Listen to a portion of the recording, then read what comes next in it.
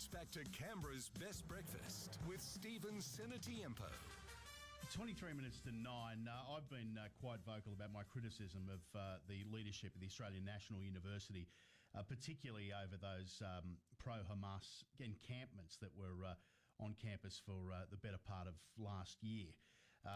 The head of the university, or the Vice-Chancellor, Genevieve Bell, was called before a parliamentary inquiry into campus antisemitism recently and asked about whether she supported the comments of a student who had expressed support for a prescribed terrorist organisation. We talked about that at the time too. Genevieve Bell invoked the principles of academic freedom and freedom of speech. Well, leave me out of that. It's not just me that's saying there needs to be a root and branch clean out of the leadership at ANU. Robert Gregory, the Chief Executive Officer of the Australian Jewish Association, has written an opinion piece on this, and he joins us now. Robert, good morning. Good morning, Stephen. ANU is just the tip of the iceberg, though. I mean, this is a problem right across our university campuses, it would appear.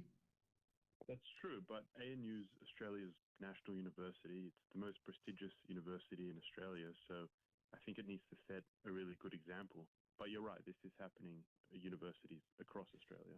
The problem I see here is that the leadership of the university should know better, but given the quality of education they produce these days, I seem to be of the opinion to a certain extent that from the student's perspective is largely driven by ignorance rather than malice.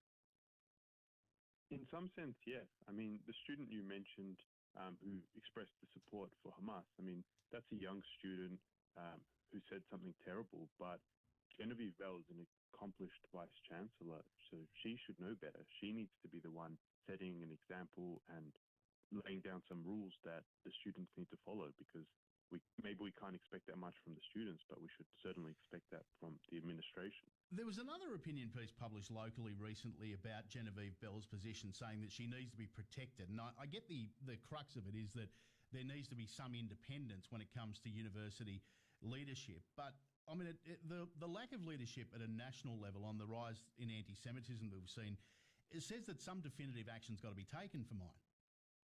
Well, we saw what happened in America. There was similar hearings. They were very well publicised, and they ended up with the heads of major Ivy League universities there having to resign because their answers were just so ridiculous. You know, when they were questions about is the genocide of Jews acceptable on campus, and they would say, well, it depends on the context.